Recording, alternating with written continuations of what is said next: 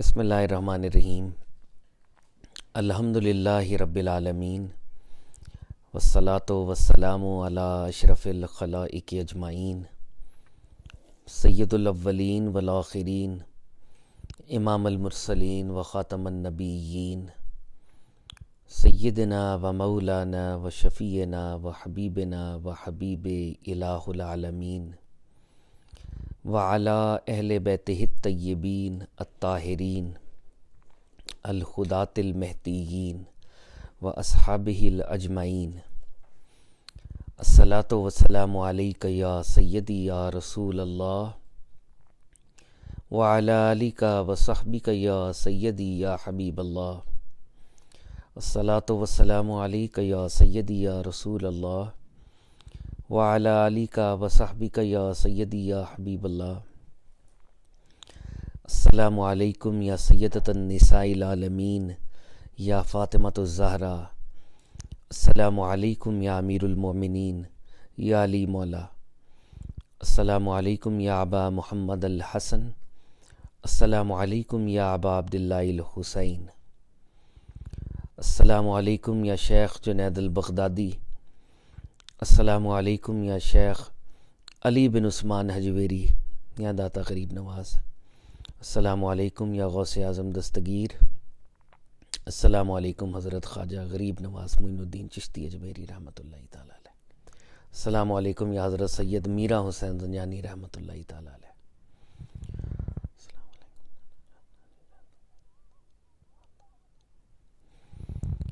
برِ صغیر میں اولیاء اللہ کے امام، ہم سب ادنا لوگوں کے رہبر شیخ علی بن عثمان اجویری رضی اللہ تعالیٰ عنہ نے کتاب لکھی کشف المحجوب۔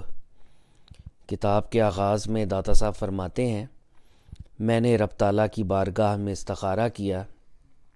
فرماتے ہیں استخارے کا مطلب ہے اللہ تعالیٰ سے خیر طلب کرنا۔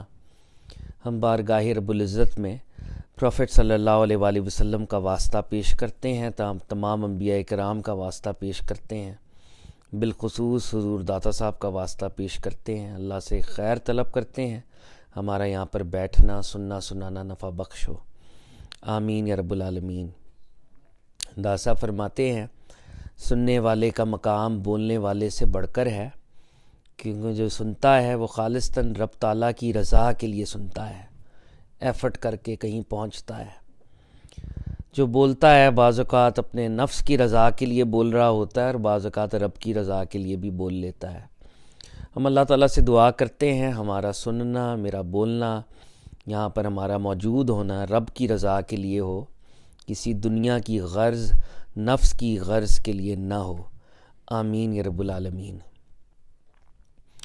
اللہ تعالیٰ کا بڑا فضل بڑا کرم، ایک دفعہ پھر ہم کشف المحجوب کی یہ ریڈنگ سیشن کو ہم ریزیوم کر رہے ہیں، اور اس بار ذرا پاز تھوڑا طوالت اختیار کر گیا، اس میں ذرا گیپ آ گیا۔ میں اللہ تعالیٰ سے خاص طور پہ دعا کرتا ہوں کشف المحجوب میں ہمارے جتنے بھی لوگ یہ ریڈنگ سیشن میں آتے رہے ہیں، ان کے رشتہ دار، ان کے قریبی محبین جو اس دنیا سے دار بقا کی جانب جنہوں نے سفر کیا، اللہ تعالیٰ ان کے سفر میں برکت عطا کرے، ان کو آقا سرکار دو عالم صلی اللہ علیہ وسلم کی شفاعت نصیب فرمائے۔ ذاتی طور پہ میری والدہ جو ہیں وہ رب تعالیٰ کی بارگاہ میں حاضر ہیں، میں دعا کرتا ہوں خاص طور پہ کہ یہ جو ریڈنگ ہم نے یہاں پہ شروع کی ہے اپنے تمام مرحومین کو اس ثواب جو ہے ہم ایصال کریں۔ میں اپنی والدہ کو، صبا کی نانی ہیں، آپا کے بیٹے ہیں شاہ زین، اس طرح دیگر جن کا میں نام نہیں بھی لے رہا، مبینہ آپا ہیں وہ ہمارے ساتھ ہوا کرتی تھیں۔ اللہ تعالیٰ سب کی ارواح پر اپنا خصوصی کرم کرے، اور یہ جو کاوش ہم ادنا سی کر رہے ہیں مل جل کے، اگر یہ اس میں نیت صالح ہے، نیت کی آنیسٹی ہے، تو اللہ تعالیٰ اس کا ثواب ہمارے والدین کو، ہمارے بڑوں کو ضرور پیش کریں، اور جو بھی اس دنیا سے پردہ کر گئے ہیں۔ کیونکہ ہم ایک گیپ کے بعد یہ سیٹنگ شروع کر رہے ہیں، تو آج میرا دل کرتا ہے کہ جو داتا صاحب کی کتاب کا پہلا چیپٹر ہے اس کو ہم ایک دفعہ ریوائز کر لیں، کیونکہ وہ پہلا چیپٹر وہ کانٹیکسٹ دیتا ہے کہ یہ کتاب اصل میں کیا تھی۔ اور آج میرا دل کرتا ہے کہ کچھ ہم داتا صاحب کا وہ ایگزرپٹ پڑھیں اور کچھ اس کی جو داتا صاحب خود بتا رہے ہیں ان کی کتاب کیا ہے، جو انہوں نے خود اپنی کتاب کا پریفس لکھا، مقدمہ لکھا، تو وہ بڑا ہی اہم ہے. تو پہلے تو 2 پیراگراف جو داتا صاحب نے خود لکھے ہیں، پھر ہم داتا صاحب کی اسی چیپٹر کا سٹرکچر جو ہے وہ دیکھیں گے، اور آج کی سٹنگ جو ہے ہم اسی کی روشنی میں کریں گے، اور کل سے ہم انشاءاللہ جہاں پر ہم رکے ہوئے تھے وہیں سے ہم آگے اس کو رشتے کو دوبارہ سے شروع کریں گے. تو داتا صاحب فرماتے ہیں، اے ہمارے پروردگار، یہ بالکل سٹارٹ میں 13 نمبر پیج ہے، پیج 13 مقدمہ. یہ داتا صاحب نے خود اپنی کتاب کا یہ پریفس جو ہے لکھا ہے. داتا صاحب فرماتے ہیں، اے ہمارے پروردگار، ہمیں اپنی جناب سے رحمت اور ہمارے کام میں ہمیں ہدایت عطا فرما. سب تعریف اللہ کے لیے ہے جس نے اپنے دوستوں کے لیے عالم ملکوت اور اپنے برگزیدہ بندوں کے لیے عالم جبروت کے بھید ظاہر فرمائے، اور اپنے عاشقوں کا خون اپنے جلال کی تلوار سے بہایا، اور اپنے عارفوں کے دلوں کو اپنے وصال کی خوشی کا مزہ چکھایا. وہی اپنی بے نیازی اور کبریائی کے انوار سے دلوں کی مردہ زمین کو زندہ کرنے والا ہے، اور اسے اپنے ناموں اور معرفت کی روح پرور خوشبو سے نشو نما دینے والا ہے، اور اس کے رسول حضرت محمد مصطفیٰ صلی اللہ علیہ وآلہ وسلم اور آپ کی آل، اصحاب، ازواج اور اہل بیت سب پر اللہ کی رحمت ہو. یہ کتاب کا پہلا پیراگراف ہے، یہ داتا صاحب نے عربی میں لکھا ہے. جب بھی ہم اس کتاب کو پڑھتے ہیں ایک بات ذہن میں اپنے آپ کو ہی میں ریوائز کراتا ہوں. اصل میں یہ کسی لٹریری فگر کے جملے نہیں ہیں، یہ ایک صاحب حال کا ایکسپیرینس ہے، اس کی کیفیت ہے جن میں سے وہ گزرا ہے اور اس نے لکھے ہیں. کیونکہ بہت سے لوگ ایسے ہوتے ہیں، اللہ تعالیٰ نے ان کو لینگویج کا گفٹ دیا ہوتا ہے اور وہ ورڈز پہ رو لیتے ہیں. ہمارے اردو لٹریچر میں بڑے بڑے افسانہ نگار، شارٹ سٹوری رائٹر ہیں، تو وہ کرافٹسمین شپ ہوتی ہے. یہ جو داتا صاحب نے جملے لکھے ہیں یہ کرافٹسمین شپ نہیں ہے، وہ اس میں سے گزرے ہیں.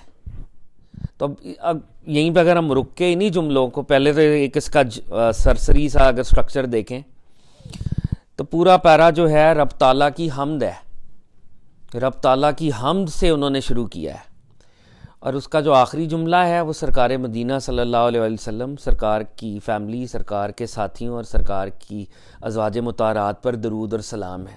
تو داتا صاحب ہمیں ایک ادب سکھا رہے ہیں کہ رب تعالیٰ کی حمد کے بغیر کبھی کوئی کام شروع نہیں کرنا چاہیے، اور حمد کے ساتھ ساتھ سرکار دو عالم صلی اللہ علیہ وسلم کی نعت اور درود و سلام کے ساتھ کام کا آغاز کرنا چاہیے. پہلا جملہ دوبارہ سے ہم دیکھیں، پروردگار ہمیں اپنی جناب سے رحمت اور ہمارے کام میں ہمیں ہدایت عطا فرما. تو میں آپ سے مرسی مانگ رہا ہوں آپ کی، اور آپ سے گائیڈنس چاہ رہا ہوں. سب تعریفیں اللہ کے لیے ہیں. کون اللہ؟ جس نے اپنے دوستوں کے لیے عالم ملکوت اور اپنے برگزیدہ بندوں کے لیے عالم جبروت کے بھید ظاہر فرمائے. تو اللہ رب العزت کے کچھ دوست ہیں، کچھ فرینڈز ہیں، اور وہ فرینڈز جو ہیں اللہ رب العزت اپنی مسٹریز ان کو عطا کرتے ہیں as a blessing, as a gift. اور یہاں پہ 2 ورڈز اور آ رہے ہیں، عالم ملکوت اور عالم جبروت. تو کاسمولوجی ایک سبجیکٹ ہے.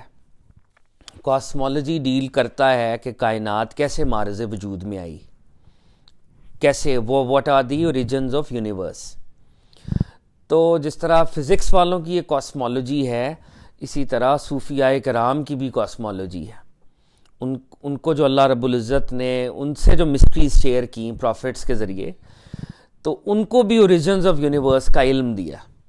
اور جب اوریجنز آف یونیورس کا علم دیا تو اولیاء اللہ نے یہ کہا کہ اللہ رب العزت نے 6 طرح کے عالم کریٹ کیے تھے، 6 طرح کی دنیائیں کریٹ کی تھیں.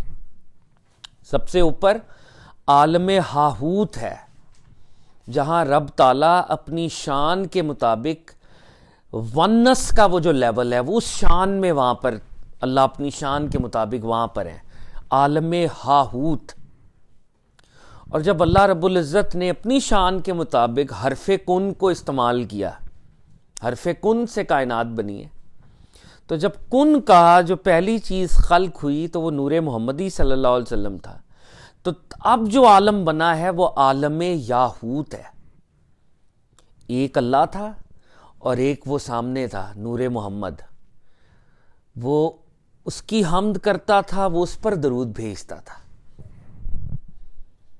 اللہ تعالیٰ قرآن میں فرماتے ہیں نا، میری سنت میں کوئی تبدیلی نہیں ہے، میری سنت میں کوئی تبدیلی نہیں ہے. تو سرکار مدینہ صلی اللہ علیہ وسلم کا ایک نام جو احمد ہے، جو آسمانوں پر ہے، جس کی تعریف کی جاتی ہے، محمد جو تعریف کرتا ہے، تو آسمانوں پر یہ بڑی انٹرسٹنگ بات ہے، کسی اسکالر نے کہی اور مجھے ابھی ایک دم یاد آ رہی ہے تو میں آپ سے کوئکلی شیئر کر رہا ہوں. آسمانوں میں آقا کا نام احمد ہے صلی اللہ علیہ وآلہ وسلم. اور حضرت عیسیٰ جب آئے، قرآن کہتا ہے کہ عیسیٰ علیہ السلام تو احمد کی بشارت دے رہے تھے کہ وہ احمد آنے والا ہے.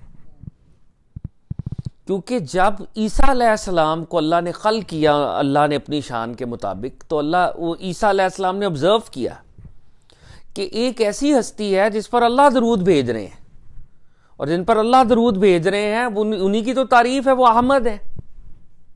اور سرکار مدینہ جب زمین پر تشریف لائے تو سب سے زیادہ حمد وہ اللہ کی کر رہے ہیں، یہاں پر وہ محمد ہیں. تو اپنی وہ شان، اس گلوری کے ساتھ آقا سرکار دو عالم احمد ہیں کہ اللہ ان پر درود بھیجتا ہے، اللہ اور ان کے ملائکہ ان کی تعریف کرتے ہیں، اور سرکار دو عالم اللہ کی حمد کرتے ہیں.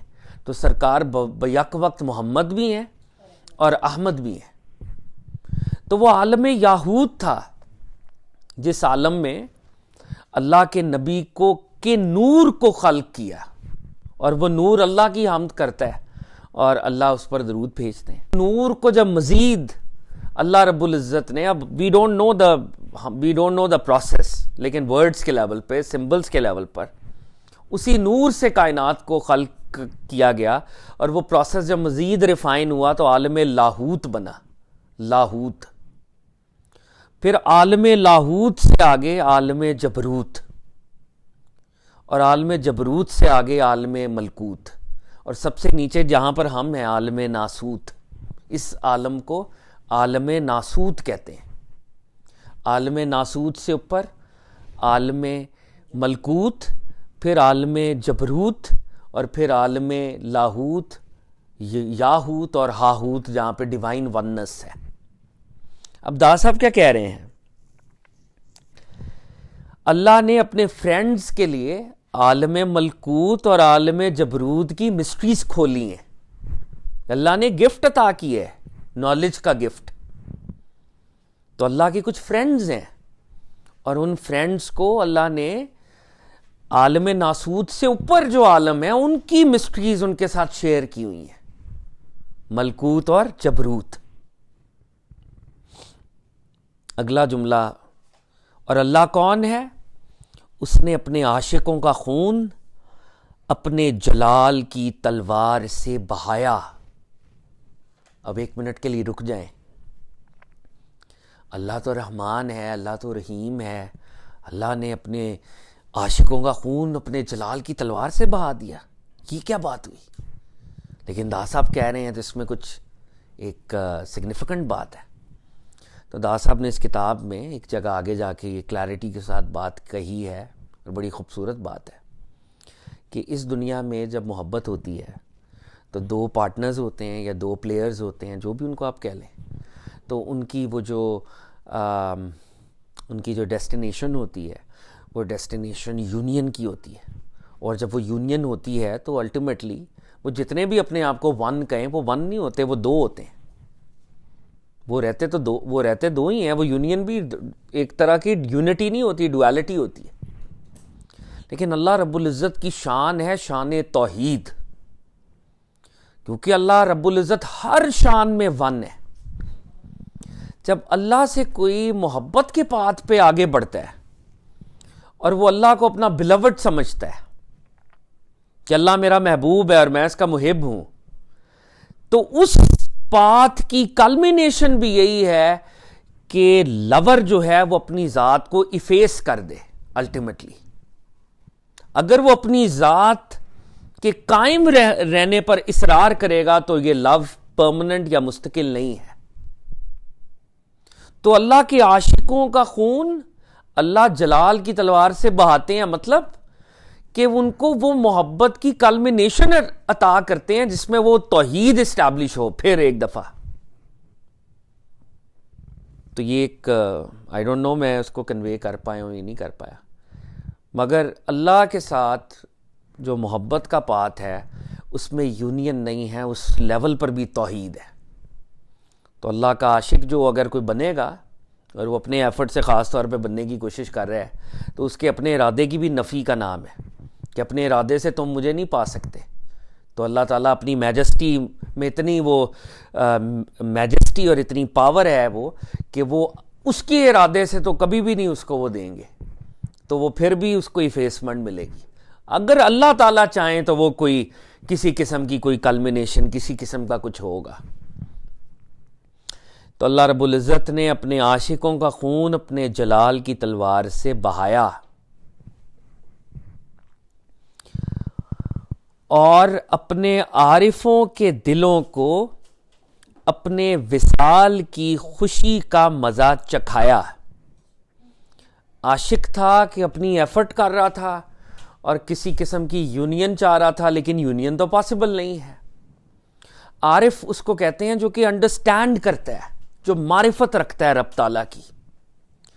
تو جو معرفت رکھتا ہے رب تعالیٰ کی وہ اس بات کو انڈرسٹینڈ کر چکا ہوا ہے کہ رب تعالیٰ کے ساتھ کلمینیشن کوئی فزیکل کا فینومینن نہیں ہے، کوئی یونین کا فینومینن نہیں ہے، بلکہ یہ ایک طرح کا نالج ہے، اور نالج کے لیول پر مجھے وصال یا ملاپ ملے گا، اور یہ وصال اور ملاپ اللہ عطا کریں گے. میری ایفرٹ سے یہ عطا نہیں ہو سکتا، حاصل نہیں ہو سکتا.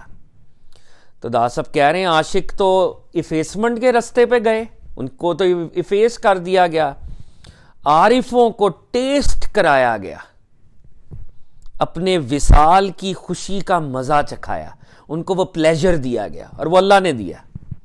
اور وہ بھی انڈرسٹینڈ کر گئے تھے کہ ہم اپنی ایفرٹ کے ذریعے تھرو لو اللہ کو پا نہیں سکیں گے، ہمارے لیے تو شہادت ہی ہے اصل میں. عارف کو پھر اللہ نے وہ گفٹ دے دیا کہ تمہیں میں وصال عطا کرتا ہوں. میں پھر ایک ڈسکلیمر سٹارٹ میں دے دوں، داتا صاحب کے ہاں یہ جو اللہ کے ساتھ وصال ہے یہ فزیکل فینومینن کا نام نہیں ہے، کبھی بھی یہ فزیکل فینومینن نہیں ہے. وہ اللہ کے ساتھ ایک کنیکشن، ایک کمیونین فزیکل نہیں ہے وہ.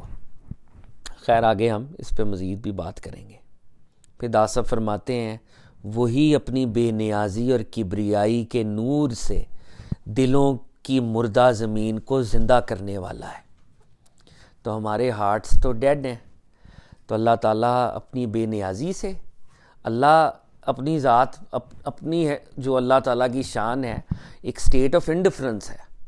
کوئی بڑی نمازیں پڑھ رہا ہے اللہ نے اس کو عطا نہیں کیا، اور کوئی گناہوں میں ہے تو اللہ نے اس کی بھی دل کو زندہ کر دیا. تو اللہ جب زندہ کرتے ہیں تو وہ اپنی ایک تو بے نیازی ہے، اللہ کی بے نیاز ہے، اور ایک کبریائی ہے اس کی پاور ہے، اس کی میجسٹی ہے، جس کو مرضی عطا کر دوں. تو دا صاحب کہہ رہے ہیں کہ رب تعالیٰ کی اس شان کو کبھی نہ بھولنا کہ رب تعالیٰ مردہ زمین کو زندہ کرتے ہیں، اور جس کی مرضی زمین کو زندہ کر دیں، جو مرضی، وہ کوئی امریکہ میں ہو، آسٹریلیا میں ہو، ڈینمارک میں ہو. ایک بندہ مکے میں حتیم میں ہے تو ہو سکتا ہے اس کی مردہ زمین مردہ ہی رہے، اور کسی کی زندہ ہو جائے جو بالکل ہی اللہ کی choice. the choice is with اللہ تعالیٰ، اس کی بے نیازی. اور پھر اللہ تعالیٰ جس کی زمین کو، جس کے دل کو زندہ کرتے ہیں اسے کیا دیتے ہیں؟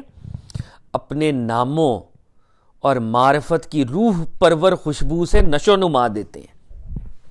اللہ اس کو نرچر کرتے ہیں۔ اللہ کے جو نام ہیں، کہ جو عرف عام میں 99 نیمز ہیں اور اصل میں یہ شاید زیادہ ہیں، بلکہ کاؤنٹ لیس ہیں، تو یہ باقاعدہ ایک علم ہے، کیونکہ یہ 99 نام 99 ریالٹیز کو سمبلائز کر رہے ہیں۔ ان کے پیچھے شاید 99 یا کاؤنٹ لیس جہان ہے۔ تو وہ داس صاحب کہہ رہے ہیں کہ اللہ اپنے ناموں، اور آپ جیسے قرآن بھی پڑھتے ہیں تو کیا آتا ہے کہ جی آدم علیہ السلام کو اسماء کا علم عطا کیا تھا، ناموں کا علم عطا کیا تھا۔ تو وہ نام کیا ہیں، اس پر بہت بحث ہے، کسی کو نہیں پتا کہ وہ نام اللہ کے نام تھے، اللہ کی مخلوقات کے نام تھے۔ کچھ لوگوں نے، جیسے علامہ صاحب نے اس کو اپنی فلسفی کے اینگل سے کہا ہے کہ اللہ نے ان کو کانسیپٹس عطا کیے ہوئے تھے، وہ کانسیپٹس بھی نام ہے اپنے لیول پہ۔ تو نام ایک بہت بڑی چیز ہے جو اللہ کے نام ہے، تو وہ اللہ کی صفات بھی ہو سکتی ہیں، وی ڈونٹ نو، یہ بہت بڑی ریالٹی ہے۔ لیکن داس صاحب کہہ رہے ہیں کہ جس کو اللہ پسند کر لیتے ہیں اس کو وہ ناموں کا علم عطا کرتے ہیں، معرفت کی روح پرور خوشبو سے نرچر کرتے ہیں اس کو۔ اور پھر داس صاحب کہتے ہیں کہ سرکار دو عالم صلی اللہ علیہ وسلم پر، آپ کی آل پر یعنی آپ کی اولاد پر، آپ کے کمپینینز پر، آپ کی ازواج یعنی آپ کی وائفز پر، آپ کی جنرلی اہل بیت پر، سب پر اللہ کی رحمت ہو۔ تو یہ کتاب یہاں سے آغاز داتا صاحب نے پہلا ہمیں ایک وہ دیا۔ پھر داتا صاحب فرماتے ہیں شیخ علی بن عثمان بن ابی الحسن علی جلابی الحجویری عرض پرداز ہے کہ میں نے استخارہ کیا۔ پہلا جملہ اپنا پورا نام انہوں نے لکھا اس پہ، پھر کہا میں نے استخارہ کیا اور ان اغراض کو جو نفس میں پھرتی تھیں دل سے دور کر دیا۔ یہ دادا صاحب اس کا سارا مطلب آگے جا کے بتائیں گے، لیکن اگر ہم 1 منٹ کے لیے پاز کریں اور اس جملے کا سٹرکچر دیکھیں، دادا صاحب نے اپنا پورا نام لکھا ہے، اپنے محلے کا نام بھی، جلابی ثم الحجویری، یعنی میں علی بن عثمان غزنی کے محلے جلاب اور حجویر سے میرا تعلق۔ عام طور پہ یہ طریقہ جو ہے یہ بڑا ایک ویئرڈ سا طریقہ ہے کہ نام کیوں لکھ رہے ہیں اپنا، why he is putting his name. اور بندے کو لگتا ہے کہ یار کہ جس طرح آج کل کے مولویوں کے لمبے لمبے ٹائٹلز ہوتے ہیں، نعوذ باللہ، کہیں دادا صاحب نے بھی اس لیے تو نہیں کہ لکھا ہوا کہ وہ جس طرح لوگوں کو شوق ہوتا ہے اپنے ٹائٹلز لکھنے کا، تو انہوں نے فوری طور پہ اگلا جملہ کیا لکھا کہ میں نے استخارہ کیا اور ان غرضوں کو جو نفس میں تھیں دل سے دور کر دیا۔ تو میرے نام سے یہ نہ سمجھنا کہ میں کسی مرتبے کے لیے میں نے پورا نام اپنا لکھ دیا ہے، یہاں پہ میں نے تو نفس کو دور کیا اپنی اس کتاب کو لکھنے سے پہلے۔ پھر فرماتے ہیں تمہاری درخواست کے مطابق کام کرنے کے لیے مستعد ہو گیا اور اس کتاب سے تمہاری مراد بر لانے کا مصمم ارادہ کر لیا۔ اس کتاب کا نام کشف المحجوب رکھا، جس سے تمہارا مقصود واضح ہو گیا، اور اس کتاب میں تمہارے مقصد سے تعلق رکھنے والی باتیں کئی ابواب میں منقسم ہو گئیں، اور میں اس کتاب کو پایۂ تکمیل تک پہنچانے کے لیے اللہ تعالیٰ سے مدد اور توفیق مانگتا ہوں، اور اپنے قول اور فعل میں اپنی ہی طاقت اور قوت سے بیزاری ظاہر کرتا ہوں، اور توفیق اور مدد اللہ ہی کی طرف سے ہے۔ اب یہ دادا صاحب کا دوسرا پیراگراف ہے اس کتاب کا۔ اب دادا صاحب کیا فرما رہے ہیں اگر ہم کوئکلی دیکھیں، میرا نام یہ ہے، میں نے اللہ کی بارگاہ میں خیر طلب کی ہے، نفس میں جو آبجیکٹیوز تھے دل کو کلینس کیا ہے، تمہاری ریکویسٹ کے مطابق، اس کا مطلب ہے ان سے کسی نے ریکویسٹ کی ہے کہ آپ لکھیں، کام کے لیے مستعد ہو گیا ہوں، میں الرٹ ہو گیا ہوں۔ اس کتاب سے تمہیں تمہارا مقصد جو ملنے کی میں پوری کوشش کروں گا کہ تمہارا مقصد تمہیں مل جائے۔ کتاب کا نام میں نے کشف المحجوب رکھا ہے، انویلنگ دا ویلڈ، اور دا صاحب کہہ رہے ہیں یہ ٹائٹل بھی ایسا ہے کہ تمہیں خود اپنے تمہارے آبجیکٹیوز کلیریفائی ہو جائیں گے. This is a book for another realm, یہ کسی اور ریلم کے بارے میں بات کرتی ہے. تو یہ ٹائٹل بھی کلیئرٹی دے گا. اس کتاب میں تمہارے آبجیکٹیوز, جو بھی تمہارا آبجیکٹیو ہے, اسپرچل آبجیکٹیو, میں نے ان باتوں کو چیپٹرز میں ڈیوائڈ کیا ہے.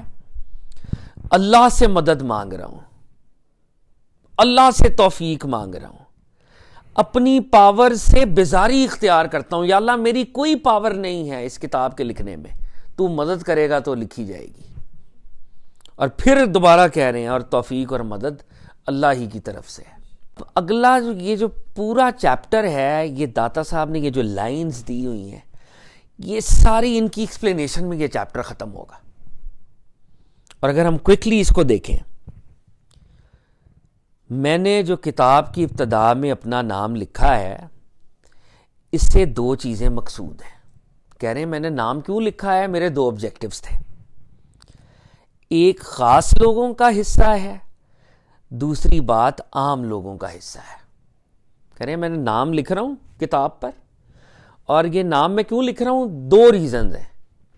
خاص بندوں کے لیے ایک اور ریزن ہے, عام بندوں کے لیے ایک اور ریزن ہے. پھر دا صاحب کہتے ہیں کہ عام بندوں کے لیے میں پہلے ریزن بتا دوں. وہ کہتے ہیں عام بندوں کے لیے ریزن یہ ہے کہ مصنف یہ چاہتا ہے کہ جب وہ کوئی کتاب لکھے تو اس کا نام زندہ رہے. عام آدمیوں کے لیے ریزن کیا ہے کہ میری کتاب پر میرا نام ہو اور میرا نام زندہ رہے. اس سے آگے میں جب میرا نام زندہ رہے گا تو میں یہ ایکسپیکٹ کرتا ہوں کہ میرے لیے دعا کی جائے کہ تم نے ایک اچھی کتاب لکھی تھی. تو دا صاحب کہتے ہیں کہ میں نے کوئی 18 کتابیں لکھی ہیں, یا مختلف وہ نمبر دیتے ہیں. شاعری کی کتابیں تھیں, لوگوں نے پلیجرائز کیا اور میرے نام کو مٹا دیا, اور ایسے ایسے لوگوں نے پلیجرائز کیا جن کی وہ کیپیسٹی نہیں تھی وہ لکھنا. تو وہ ان کا ہارٹ برن ہے, اور وہ اس لیے کہہ رہے ہیں کہ عام لوگوں کے لیے میں نے اس لیے نام لکھ دیا اپنا کہ میرا ایک وہ ہارٹ برن ہے کہ میری کتاب زندہ رہے اور مجھے دعا ملتی رہے. لوگ جو بھی میری کتاب کو پڑھیں وہ دعا کریں کہ انہوں نے ایک اچھا کام کیا. خاص لوگوں کے لیے کیا بات ہے, فرماتے ہیں خاص لوگوں کے لیے جب کوئی شخص کسی کتاب کو پکڑتا ہے اور وہ کہتا ہے کہ یار یہ آئنسٹائن نے لکھی ہے, تو وہ کتاب پر فوکس کر لیتے ہیں. Einstein was a big name of his field, اس کتاب کو غور سے پڑھنا چاہیے, اس کتاب پر فوکس کرنا چاہیے. تو دا صاحب کہتے ہیں اگر کتاب پر کسی بڑی شخصیت کا نام ہو تو اسٹوڈنٹس ایک دم الرٹ ہو جاتے ہیں کہ اس کتاب کی رعایت کی جائے. رعایت کا مطلب ہے یعنی الرٹ ہو کے پڑھا جائے اس کو. تو کہہ رہے ہیں خاص بندوں کے لیے اس لیے نام لکھ رہا ہوں کہ ان کو پتہ ہے کہ علی اجویری اس فن کا محقق ریسرچر گزرا ہے, تو وہ میری کتاب کو ذرا اٹینٹیولی پڑھیں گے, اس وجہ سے نام لکھا. اور پھر کہتے ہیں کہ یہ جو میں نے کہا کہ میں نے استخارہ کیا, اس سے مراد اللہ تعالیٰ کے ان آداب کی نگہداشت ہے جس کا اپنے پیغمبر صلی اللہ علیہ وآلہ وسلم اور آپ کے پیروکاروں کو رب نے حکم دیا ہے, اور کہا ہے جب بھی تو قرآن پڑھنے لگے تو شیطان مردود سے اللہ کی پناہ مانگ لیا کر. اور استعاذہ, شیطان سے اللہ کی پناہ مانگنا, استعانت, ہر بات میں اللہ کی مدد چاہنا, اور استخارہ, اللہ سے طلب خیر کرنا, سب کے معنی طلب خیر ہی کے ہیں. اور اپنے تمام کاموں کو اللہ تعالیٰ کے سپرد کرنا اور طرح طرح کی آفتوں سے نجات حاصل کرنا. صحابہ کرام سے روایت ہے کہ پیغمبر صلی اللہ علیہ وآلہ وسلم جس طرح قرآن کی تعلیم کیا کرتے تھے اسی طرح استخارے کی تعلیم بھی فرمایا کرتے تھے. تو دا صاحب فرما رہے ہیں کہ یہ جو میں نے کہا کہ میں استخارہ کرتا ہوں, تو اللہ رب العزت نے ہمیں اور پروفٹ صلی اللہ علیہ وسلم کو مینر سکھائے کہ جب قرآن بھی پڑھنے لگو تو شیطان مردود سے پناہ مانگو. اور پھر دا صاحب کہتے ہیں شیطان سے پناہ مانگنا, استعاذہ, استعانت, مدد, طلب خیر, یہ سب استخارہ یہ انٹرچینجبل ورڈز ہیں, اور سرکار مدینہ جو ہیں وہ اس کی تعلیم کیا کرتے تھے. اسی لیے میں نے بھی استخارے سے کتاب کو شروع کیا ہے. اچھا ایک اس میں جو بھاری جملہ ہے جو بڑا امپورٹنٹ ہے وہ بڑی اگر اس کو بھی پڑھ لیا جائے. پس جب بندہ جانتا ہے کہ تمام امور کی بہتری اس کے کسب اور اس کی تدبیر پر موقوف نہیں، کیونکہ بندوں کی بہتری کو خدا تعالیٰ ہی بہتر جانتا ہے، اور جو بھلائی اور برائی بندے کو پہنچتی ہے وہ مقدر ہے. پس لا محالہ قضائے الہی کو تسلیم کر لینے اور اس سے مدد مانگنے کے علاوہ چارہ کار اور ہو بھی کیا سکتا ہے. اذان کے بعد جی تو دا صاحب فرما رہے تھے کہ میں نے استخارہ کیا، یہ کیوں میں نے لکھا شروع میں، تو اس کی وجہ اور توجیہ بیان کرتے ہوئے فرماتے ہیں کہ اگر بندہ یہ ریئلائز کر لے، اگر اس کے پاس یہ مسٹیکل آنکھ ہو کہ اللہ رب العزت کا حکم ہماری تقدیر پر حاوی ہے، جو اس کا حکم ہے وہی ہونا ہے، تو ہمیں یہ سمجھ آ جائے گی کہ ہمارے پاس طلب خیر کرنے کے علاوہ اور راستہ بھی کوئی نہیں ہے. That's the only path that we have. اور اس پر ایک دفعہ خیر اسی سٹنگ میں ہم نے ڈیبیٹ کی تھی. ریشنل پلین پر بات کچھ اور ہوتی ہے، مسٹیکل پلین پر بات کچھ اور ہوتی ہے. مسٹیکل پلین پر اللہ کا ہی حکم ہے، جو بھی ہو رہا ہے وہ اللہ کے حکم سے ہو رہا ہے، اور ہم وی آر ناٹ ایون پپٹس، ہم بالکل پپٹ سے بھی نیچے کی اگر کوئی چیز ہے تو وہ ہم ہیں. مسٹیکل آنکھ اگر ہمارے پاس ہو. ریشنل آنکھ پہ پھر ہم ڈیبیٹ کریں گے اختیار کتنا ہے، جبر کتنا ہے. وہ ریشنل ڈیبیٹ ہے کہ ہمارے پاس فری ول کتنی ہے اور ہمارے پاس ہم ڈٹرمنڈ ہماری پری ڈیسٹینیشن وہ کتنی ہے. یہ ریشنل ڈیبیٹ ہے. مسٹیسزم مسٹیکل لینز پر کوئی ڈیبیٹ نہیں ہے کہ صرف اللہ کا حکم ہے اور وہ ہو کر رہے گا. تو دا صاحب فرما رہے ہیں کہ جب ہوگا ہی وہی جو اللہ کا حکم ہوگا تو آل دا مور ریزن کہ اللہ سے طلب خیر بندہ کرتا رہے کرتا رہے کرتا رہے. پھر دا صاحب نے جو شروع میں کہا تھا،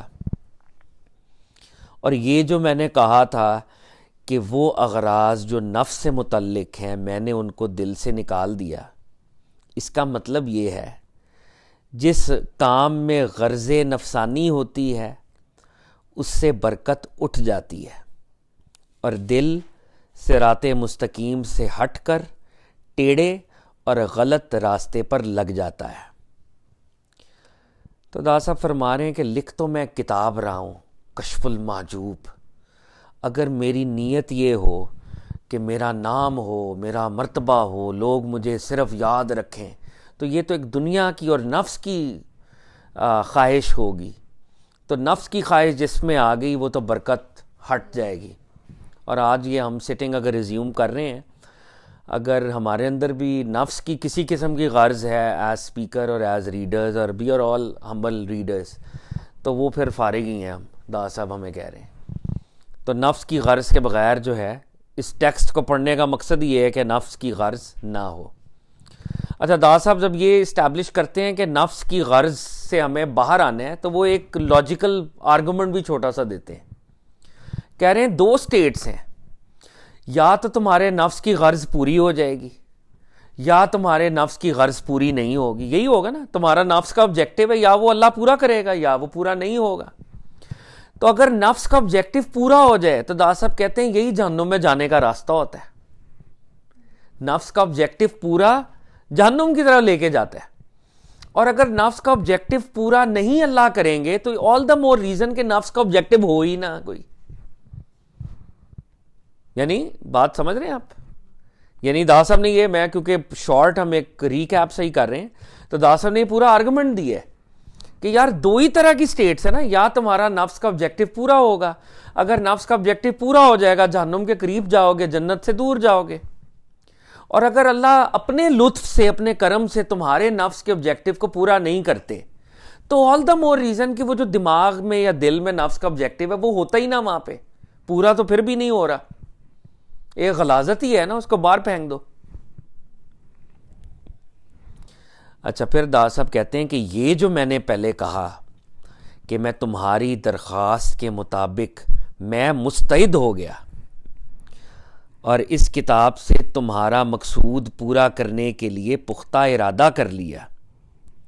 اس کا مقصد یہ ہے کہ تم نے مجھے سوال کے قابل سمجھا، اپنے معاملے کے متعلق مجھ سے پوچھا اور اس کتاب کے تالیف کرنے کی مجھ سے درخواست کی، اور تمہارا مطلب اس سے فائدہ حاصل کرنا تھا، لہٰذا ضرورتاً تمہارے سوال کا حق ادا کرنا مجھ پر واجب ہو گیا، اور چونکہ فوراً تمہارے سوال کا پورا حق ادا نہ ہو سکتا تھا، اس لیے ارادہ اور نیت پختہ ہونی چاہیے تھی کہ میں اس کو پورا ادا کروں گا، تاکہ اس کتاب کی ابتدا اور اس سوال کے پورا کرنے کی نیت کی حالت میں اس کے حکم اور جواب کو واجبی طور پر ادا کر سکوں۔ اور بندے کا ارادہ جب عمل کے شروع میں نیت سے وابستہ ہو تو اگرچہ اس کام کے کرنے میں کوئی کمی بھی رہ جائے تو وہ بندہ معذور ہوگا۔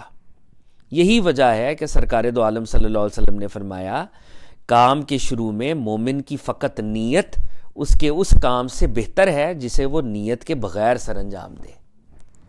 اب دا صاحب کہہ رہے ہیں کہ میں مستعد ہو گیا، یہ میری نیت کا اظہار ہے۔ پہلے دو باتیں کر رہے ہیں۔ پہلی بات یہ کر رہے ہیں کہ تم نے مجھے اس قابل سمجھا کہ میں تمہارے سوال کو آنسر کر سکتا ہوں۔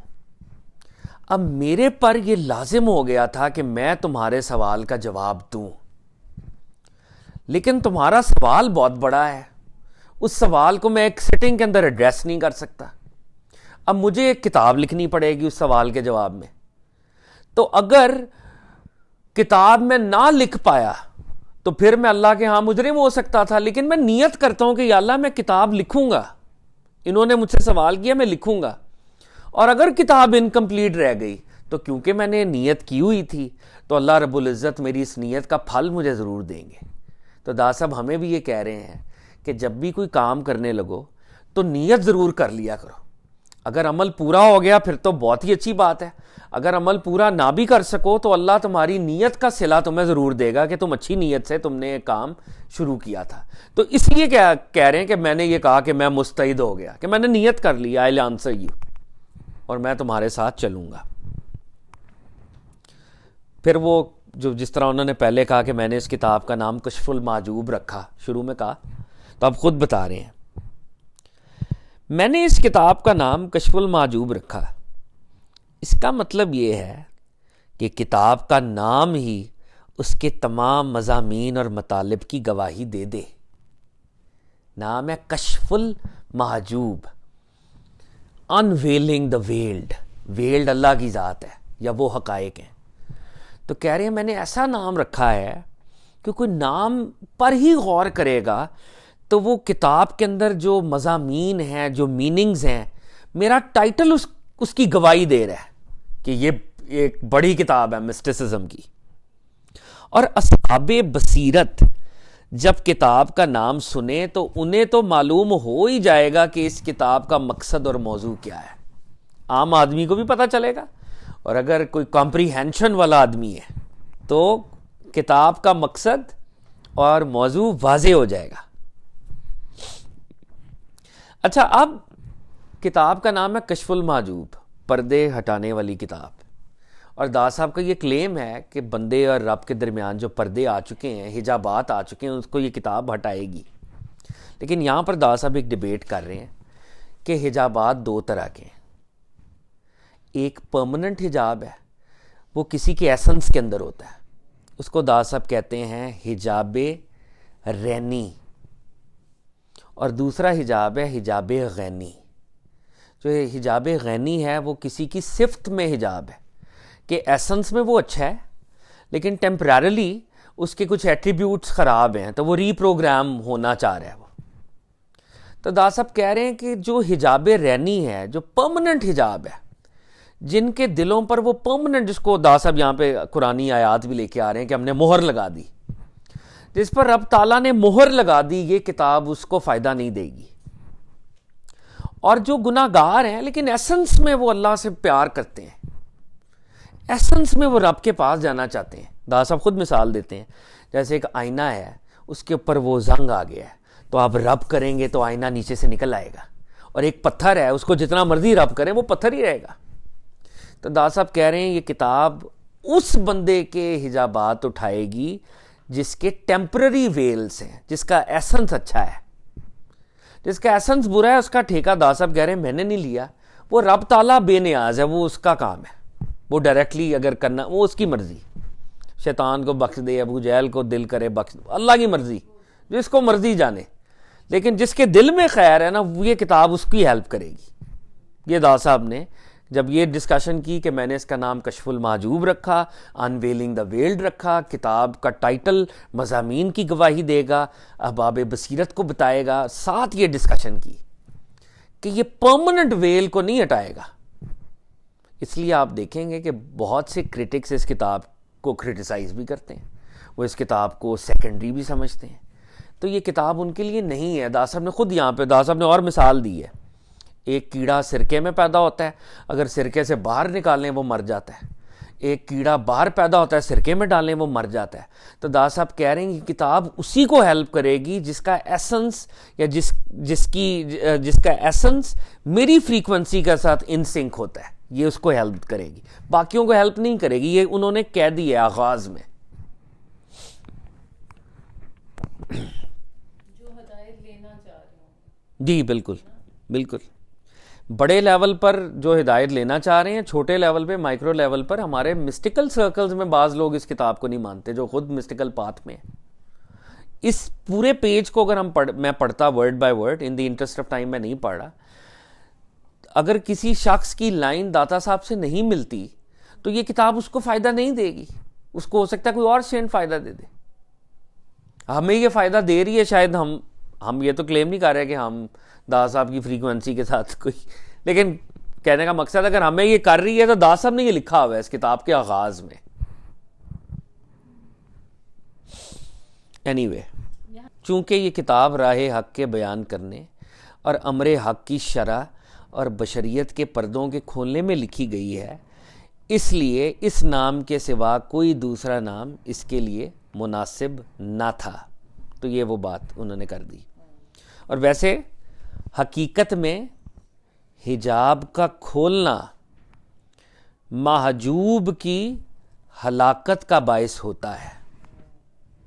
ایک شخص پردوں میں رہ رہا ہے, یا وہ بالکل آسان والے اس کے اندر, ایک بندہ کنویں میں رہ رہا ہے, کنویں سے باہر آئے گا مر جائے گا. صاحب کہہ رہے ہیں ایک بندہ محجوب ہے, اگر اس کا پردہ لفٹ کر دیں وہ مر جائے گا, کیونکہ وہ تاب ہی نہیں لا سکتا, وہ اس کی وہ لائن ہی نہیں ہے. حجاب کا کھولنا محجوب کی ہلاکت کا باعث ہوتا ہے, اور حجاب مکشوف کی ہلاکت کا سبب ہوتا ہے. مکشوف کون ہے؟ جو آلریڈی ڈسکلوجر میں ہے, جو کشف میں ہے. جو کشف میں ہے اس کو ویل دے دیں وہ مر جائے گا, جو آلریڈی ویل میں اس کا ویل کھینچ لیں وہ مر جائے گا. تو یہ اب آپ جس کیٹیگری میں فال کرتے ہیں کتاب آپ کو ہیلپ کرے گی. اگر تو آپ آلریڈی محجوب ہیں کہ آپ نے پردے میں رہنا ہے, یہ کتاب آپ کو ہیلپ نہیں کرے گی. اگر آپ مکشوف ہیں, آپ چاہتے ہیں کہ آپ کو ڈسکلوجر ملے, تو یہ آپ کے پردے ہٹائے گی, آپ کو ہیلپ کرے گی. اینی وے, تو یہ بات آگے وہ سرکے والی بھی پھر کر رہے ہیں. پھر دا صاحب نے کہا تھا کہ میں نے یہ کتاب کے مختلف چیپٹرز بنائے ہیں. تو اس میں وہ کہتے ہیں, اور یہ جو میں نے کہا ہے کہ تمہاری غرض سے متعلقہ امور کئی اجزاء میں تقسیم ہو گئے, یعنی کئی اس کے سیکشنز بن گئے. اس کا مطلب یہ ہے کہ جب سوال جملہ امور پر حاوی ہو تو جواب بھی جملہ امور پر مشتمل ہونا چاہیے, تاکہ سائل اپنے سوال کے تمام درجوں, حالات اور ان کے جوابات کو اچھی طرح جان لے, اور پھر مبتدی کے لیے اس کی اقسام اور حدود کو بالتفصیل بیان کرنے کی حاجت ہوتی ہے. اور خصوصاً تمہارا آبجیکٹو یہی ہے, اس کا تقاضا یہی ہے کہ میں اسے بالتفصیل بیان کروں اور تمہارے سوال کے جواب میں ایک کتاب تیار کروں, اور توفیق دینے والا اللہ تعالیٰ ہی ہے. دا صاحب کہہ رہے ہیں جب سوال جملہ امور پر حاوی ہو, جملہ امور یعنی جتنے بھی اسپریچول میٹرز ہیں, جملہ ٹوٹل کے معنوں میں آتا ہے, یعنی ایک اتنا بڑا سوال کیا گیا تھا کہ اس کے اندر پوری مسٹیکل ریالٹی کے اوپر ایک سروے مانگا گیا مجھ سے کہ وہ کیا ہے, تو جواب بھی پھر اتنا ہی بڑا ہونا چاہیے تھا جتنا بڑا سوال ہے. تو جواب کیونکہ سوال بڑا تھا تو جواب بھی اتنا بڑا ہے کہ مجھے پوری کتاب لکھنی پڑ رہی ہے. اور کہہ رہے ہیں کہ بگنر کے لیے خاص طور پر تفصیل کے ساتھ میں بیان کر رہا ہوں تاکہ اس کو بگنر کو definitions, grades, levels of mystical reality, وہ ساری چیزیں بگنر تک پہنچ جائیں. اچھا جی, ابھی تک یہ داتا صاحب نے اپنے پہلے چیپٹر میں انہوں نے بتایا کہ میں نے نام کیوں لکھا, میں نے استخارہ کیوں کیا, میں نے نفس کو کس طرح, نفس کے آبجیکٹیوز کو کس طرح سے اپنے آپ سے علیحدہ کیا, نیت دا صاحب نے بتایا, کشف المحجوب نام کیوں رکھا, چیپٹرز میں یہ کیوں آیا. پھر دا صاحب نے کہا تھا کہ توفیق اللہ کے پاس ہے, اور یہ ورڈ بھی ہم روز مرہ میں استعمال ہوتا ہے, توفیق اللہ کی, اللہ توفیق دیتا ہے. تو دا صاحب آج توفیق کا مطلب بھی بتا رہے ہیں اس چیپٹر میں, ذرا ہم اگر اپنی میموریز کو جاگ کریں, بڑا بھاری جملہ ہے. دا صاحب کہتے ہیں اور یہ جو میں نے کہا ہے کہ میں اللہ تعالیٰ سے توفیق اور اعانت چاہتا ہوں, اسسٹنس اور توفیق چاہتا ہوں, اس سے مراد یہ ہے کہ بندے کا اللہ کے سوا کوئی مددگار نہیں جو نیک کاموں میں اس کی مدد اور نصرت کرے اور زیادہ کی توفیق بخشے. یعنی اللہ کے علاوہ کوئی مددگار نہیں ہے. اور توفیق کے معنی, واٹ آر دا میننگز؟ نیک اعمال میں بندے کے فعل کے ساتھ تائید الہی کی موافقت ہے. دوبارہ, نیک اعمال میں ہم ایک اچھا کام کرنے لگے ہیں, ہم نے ارادہ کر لیا اور ریشنل پلین پر ہم ایکشن کر رہے ہیں, ریشنل پلین پر ہم ایکشن کر رہے ہیں. تو نیک اعمال میں اللہ کی وہ جو ایڈیشنل ہیلپ ہے, وہ چیز آپ کے لیے آسان کر دی جائے گی, اس کو توفیق کہتے ہیں. بعض اوقات ہم اسٹرگل کر رہے ہوتے ہیں اور بعض اوقات وہی کام ہمارے لیے بڑا آسان ہو جاتا ہے. وہ جو آسان اللہ تعالیٰ کرتے ہیں آپ کے لیے, وہ توفیق ہے. تو دا صاحب کہہ رہے ہیں توفیق کے معنی نیک اعمال میں بندے کے فعل کے ساتھ تائید الہی کا یکجا ہو جانا, کہ اللہ کی تائید جو ہے وہ آپ کو مل جائے, وہ کام آپ کے لیے آسان ہو جائے. جیسے آپ لوگوں نے بھی آبزرو کیا ہوگا, آپ لوگ جو لوگ مکہ گئے ہیں, کبھی وہ عمرہ یا طواف یا حج بڑا مشکل لگتا ہے, کبھی وہ بالکل آسان لگتا ہے. جیسے میرے ساتھ اور صبا کے ساتھ ہوا, Saba would vouch for it perhaps. 27 کا جو عمرہ کیا, 27ویں رمضان کا, وہ سب سے آسان عمرہ تھا ہمارے لیے, دونوں کے لیے. حالانکہ حرم جیم پیکڈ تھا, لیکن وہ ہم دونوں کے لیے سب سے آسان تھا. اور اس کے علاوہ جو ہم نے عمرے کیے رمضان کے آخری عشرے میں, اللہ نے موقع دیا, وہ مشکل بھی تھے. تو وہ جو ایڈیشنل ہیلپ اللہ اتارتے ہیں ایٹ ٹائمز, وہ اللہ کی مرضی ہے, ہمیں اس کو مانگنا ضرور چاہیے کہ یا اللہ آسان کر دے چیزوں کو. وہ ایڈیشنل ہیلپ توفیق ہے اللہ کی. تو دا صاحب کہہ رہے ہیں کہ یہ میں جو کتاب لکھ رہا ہوں, یا اللہ ایک اچھے مقصد کے لیے اچھی نیت کر لی, نفس کو اپنے سے دور کر لیا, وہ سارا ہے, لیکن توفیق, I need that additional help. Help me in this venture. اچھا, اب تم نے مجھ سے سوال کیا, وہ سوال تھا کیا جو دا صاحب کے اسٹوڈنٹ نے ان سے کیا تھا؟ وہ سوال بھی دیکھ لیں. سائل ابو سعید حجویری نے سوال کیا, داتا صاحب کے اسٹوڈنٹ تھے حضرت ابو سعید حجویری, آپ میرے لیے طریقت اور تصوف کی حقیقت, اہل تصوف کے مقامات, ان کے مذاہب, اقوال اور رموز و اشارات, اللہ کی محبت اور دلوں پر اس کے ظاہر ہونے کی کیفیت, اس کی ماہیت کی دریافت سے انسانی عقلوں کے حجاب کا سبب, اس کی حقیقت سے نفس امارہ کی نفرت اور برگزیدگی اور پاکیزگی سے روح کا آرام اور دوسرے جو امور اس سے متعلق ہیں ان سب کا بیان کیجیے. یہ سوال دیکھ رہے ہیں ان کا کتنا بھاری سوال ہے. تو داتا صاحب نے پھر کتاب لکھی اور جیسے وہ کہہ رہے ہیں کہ میرے پہ واجب ہو گیا تھا کہ جب کوئی سوال کرے اور آپ کو اس قابل سمجھے, وہ آپ کو ٹرسٹ کرے کہ یار مجھے بتائیں, تو اس ٹرسٹ کو بٹرے نہیں کر سکتے, آپ پر واجب ہو جاتا ہے. تو میں مستعد ہوتا ہوں, میں واجب سمجھا اس کو میں نے. دوبارہ دیکھیں سوال کیا ہے. طریقت اور تصوف کی حقیقت. طریقت پات کو کہتے ہیں, تصوف جیسے کہ اسلامک مسٹیکل پاتھ کے لیے ٹرم ہے, پورا چیپٹر بھی داس صاحب نے لکھا ہوا ہے, مسٹیکل کلینزنگ. تو پاتھ اور کلینزنگ کے معاملات کو پہلے تو بتائیں کہ وہ کیا ہیں. اہل تصوف کے مقامات, واٹ آر دا اسٹیشنز, ان کے کیا اسٹیشنز ہیں. آگے داس صاحب نے ایک جگہ صوفی ہائرارکی بھی بتائی تھی, اسی لیے ان کے مذاہب. اولیاء اللہ کے اندر 10 گروپس تھے, 12 تھے, 10 حق پہ تھے, 2 حق پہ نہیں تھے. داس صاحب نے پورا وہ لکھا ہے. کوئی مجاہدے پر ایمفسائز کرتا تھا, کوئی صحف پر, کوئی سکر پر. وہ ساری ڈیبیٹس ہم نے کی ہیں, کل سے پھر دوبارہ شروع کریں گے. تو انہوں نے کہا ان کے مذاہب کیا ہیں جو اولیاء اللہ ہیں, واٹ آر دیئر پاتھس. ان کے اقوال, رموز اور اشارات.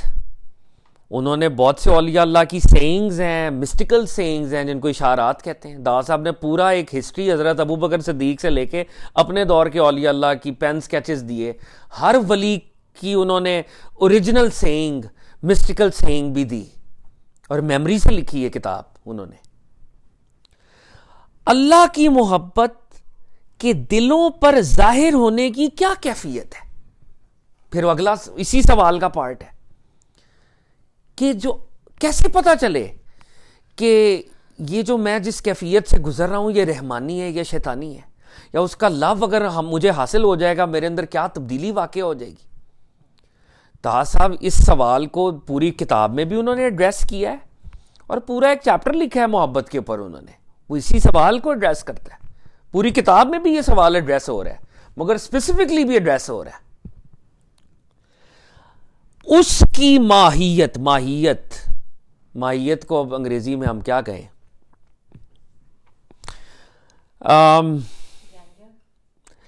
ماہیت گرانجر تو نہیں ہے ویسے, مطلب بہت ہی اس کی اگر میں ایک فلاڈ قسم کی کروں تو اس کی سٹیٹ یا اس کی شیپ, چیزوں کی جو ماہیت ہوتی ہے. تو رب تعالیٰ اللہ نور السماواتی والارض, یہ اللہ نے بتایا ہمیں, بس یہ اشارہ قرآن میں ہمیں ملا ہے.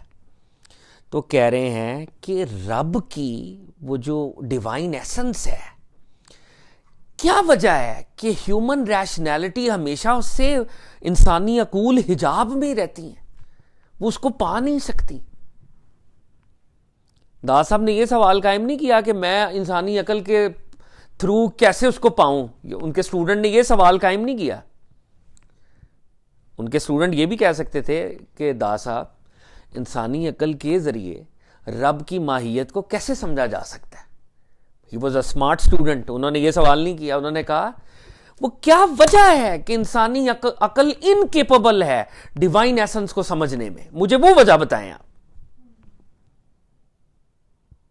اولیاء اللہ اس لیے اس لیول پر نان سائنٹیفک ہیں کیونکہ ہیومن ٹولز اس کی ذات کو نہیں پہچان سکتے.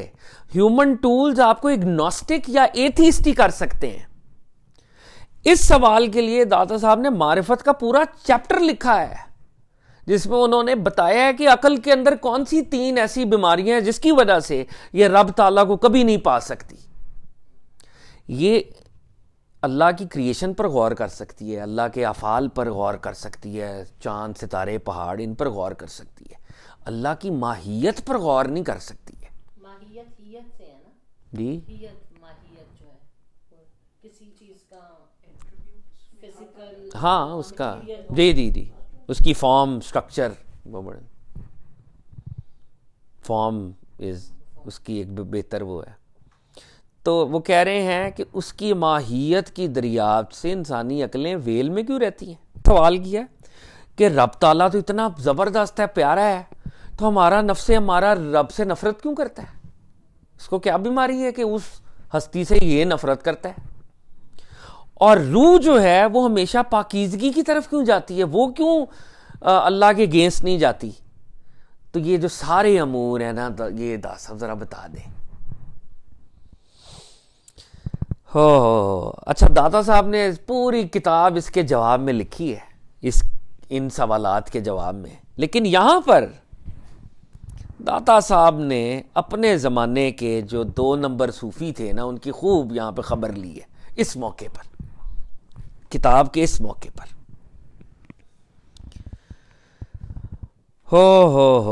داتا صاحب فرماتے ہیں, ہم اس سوال کا جواب آپ پر واضح رہے کہ ہمارے اس زمانے میں یہ علم طریقت دراصل مٹ چکا ہے.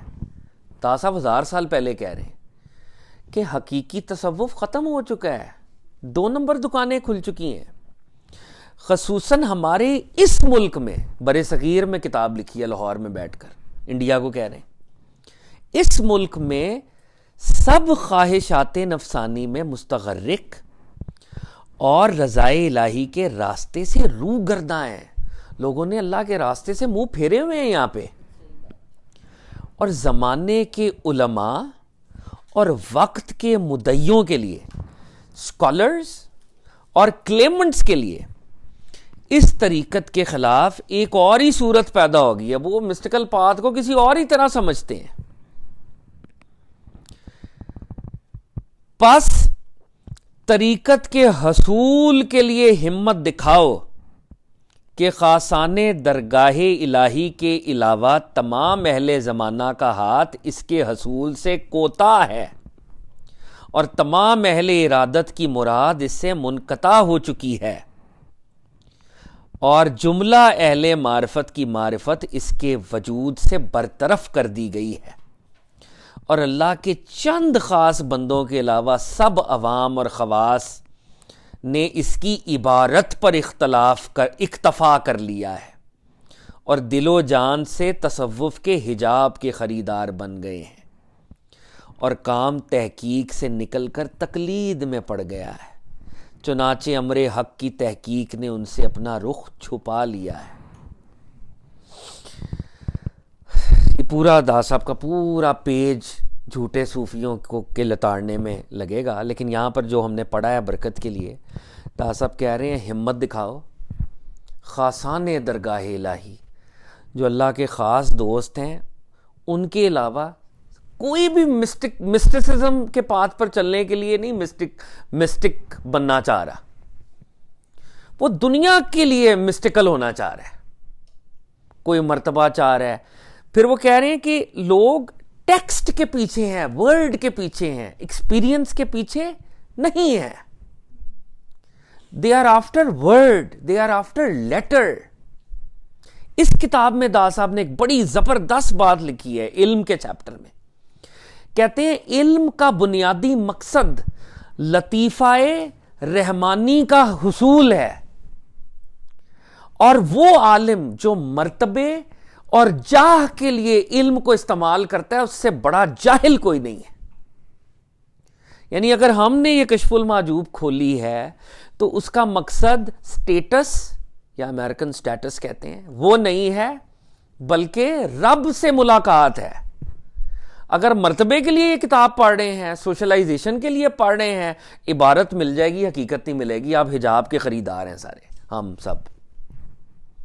تو پورا داتا صاحب نے اس کو نا, اس پہ پوری کہ میں ایسے ملک میں ہوں جہاں پہ لوگ اس سے دور ہو گئے ہیں اور صرف اللہ کے خاص بندے ہیں, باقی سب تقلید, فیک ایمولیشن کر رہے ہیں, ریچولز میں ہیں, ہرڈ مینٹالٹی, حقیقت کی طرف کوئی نہیں ہے. تو داتا صاحب نے یہ پورا چیپٹر اس سوال, ان کا سوال لکھا کہ یہ ان کا سوال ہے, آگے پورا یہ چیپٹر. اور پھر داتا صاحب دیکھیں کتنا سخت یہاں پہ بات کر رہے ہیں. خدائے عز و جل نے ہمیں ایسے زمانے میں پیدا فرمایا کہ جس کے لوگ خواہشات نفسانی کا نام شریعت. اپنے نفس کو پورا کر رہے ہوتے ہیں اور کہہ رہے ہوتے ہیں ہم شریعت پہ چل رہے ہیں. طلب جاہ اور ریاست و تکبر کا نام عزت و علم. سٹیٹس چاہ رہے ہیں, سٹیشنز چاہ رہے ہیں اور اس کو کہہ رہے ہیں کہ نالج ہے ہمارا, آنر ہے ہمارا. خلق خدا سے ریاکاری کا نام خوف الہی. لمبی لمبی نمازیں پڑھ رہے ہیں, پریٹینڈ کر رہے ہیں, تسبیحاں ہاتھ میں ہیں اور دنیا کو کہہ رہے ہیں ہم تو اللہ سے خوف کرتے ہیں. دادا صاحب کہہ رہے ہیں خوف نہیں کرتے, یہ ریاکار ہیں, دے آر پریٹینشیس پیپل, کون آرٹسٹ ہیں سارے. دل میں کینہ چھپا رکھنے کا نام علم. فضول جھگڑے کا نام مناظرہ. مناظرہ تو دو اسکالرس کے درمیان ڈائیلاگ کو کہتے تھے. It was a serious activity کہ ڈائیلاگ کے نتیجے میں ہم ریالٹی تک پہنچیں گے. تو فضول ایک دوسرے کی لیگ پولنگ کر رہے ہیں کہ ہم مناظرے کر رہے ہیں جی علمی طور پہ. آپس میں لڑنے اور جھگڑنے اور نادانی کا نام بزرگی. منافقت کا نام زہد. ہوتے ہپوکریسی رکھتے ہیں اور کہتے ہیں ہم دنیا سے ڈیٹیچڈ ہیں. جھوٹی آرزو کا نام ارادت. کسی بندے کے مرید اس لیے ہوتے ہیں کہ جی ہماری دنیا کی خواہشات پوری ہو جائیں. فلانا امیر مرید بھی میرا بیچ میٹ بن جائے گا تو وہ میرے کام کرے گا, وہ پیر میرے کام اس طرح سے کرے گا. پیر بھی اسی چکر میں ہے. تو کہہ رہے ہیں جھوٹی ارادت, یہ فیک کمپنی ہے آرزوؤں کے پیچھے. طبیعت کے ہذیان کا نام معرفت. جو آل فال بکر ہے اور دنیا کو یہ کہہ رہا ہے کہ جی میرے پہ مسٹیکل سٹیٹ آ رہی ہے, میں آپ کو بتا رہا ہوں میں تو جی ایسے اور ایسے رہتا تھا. وہ کیا کہہ رہے ہیں اس کو؟ طبیعت کے ہذیان کا نام. آل فال بکر ہے, لوگ کہہ رہے ہیں جی بڑا علی دا ملنگ ہے. یہ دیکھو کتنا اچھا ہے. ہاں دادا صاحب کے پاس میں اتنے سال ایسے رہا ہوں, وہ بھی بیچ میں ہی ہیں. دادا صاحب کہہ رہے ہیں دلی حرکتوں اور نفسانی وسوسوں کا نام محبت الہی. شیطان کے وسوسے آ رہے ہیں اور اس کو کہہ رہے ہیں ہم اللہ سے محبت کرتے ہیں. کجروی کا نام فقیر ہونا, یعنی سیدھے راستے سے ہٹ گئے اور کہہ رہے ہیں ہم فقیر ہیں. انکار حق کا نام برگزیدگی. ہم بڑے پائس ہیں, ہم پر نمازیں معاف ہو چکی ہیں حق کو. بے دینی کا نام فنا. ہم اللہ سے اتنی محبت میں ہیں کہ ہم اسٹیشن آف فنا پر ہیں, تو ہم پہ ریلیجن باؤنڈریز آپریٹ نہیں کرتی. پیغمبر صلی اللہ علیہ وآلہ وسلم کی شریعت کے ترک کرنے کا نام طریقت, اور آقا کی شریعت پہ نہیں چلتے اور کہہ رہے ہیں ہم طریقت پہ چل رہے ہیں. طریقت تو شریعت کے بعد ہے, پہلے شریعت ہے, منیمم کنڈیشنز ہیں. اور اہل زمانہ کی آفت کا نام مجاہدہ رکھتے ہیں, یہاں تک کہ معارف الہی کے جاننے والے اس جہاں سے بالکل الگ ہو گئے. کہہ رہے ہیں اللہ والوں نے ایسے صوفیوں کو طلاق دے دی ہے, وہ الگ ہو چکے ہیں ایسے بکواس کرنے والوں سے. اور اہل دنیا نے غلبہ پا لیا ہے. چنانچہ اسلام کی پہلی ابتری کے وقت کا نقشہ جب اہل بیت رسالت مآب صلی اللہ علیہ وآلہ وسلم پر آل مروان نے غلبہ حاصل کر لیا تھا. تو صاحب کہہ رہے ہیں یہ ایسا وقت ہے, یہ جو آل مروان ہے یہ بنو امیہ ہے. کہہ رہے ہیں کہ اہل بیت پر جیسے کربلا ٹوٹی تھی اور اہل بیت کے اوپر یہ بنو امیہ نازل ہو گئی تھی, وہ ابتری کا زمانہ تھا. یہ ویسا زمانہ ہے اسپرچولی جس میں ہم پھنس گئے ہیں. تو دا صاحب کہتے ہیں اسی لیے حضرت ابو بکر واسطی فرماتے ہیں ہم ایسے زمانے کے ٹیسٹ میں ڈالے گئے جس میں نہ آداب اسلام ہے, نہ اخلاق جاہلیت, اور نہ ہی اس میں مروت اور محبت کی باتیں ہیں. تو کہہ رہے ہیں نہ اسلام کو فالو کر رہے ہیں, اسلام سے پہلے دور جاہلیت کی بھی کچھ ویلیوز تھی ان کو بھی فالو نہیں کر رہے, اور جنرل کرٹسی کو بھی کوئی فالو نہیں کر رہا, اور تصوف کو کہہ رہا ہے کہ ہم فالو کر رہے ہیں. اس چیپٹر کا جو سب سے امپورٹنٹ پارٹ ہے وہ آخری ہے, اور یہ ہم 3-4 لائنز ایز اٹ از پڑھتے ہیں.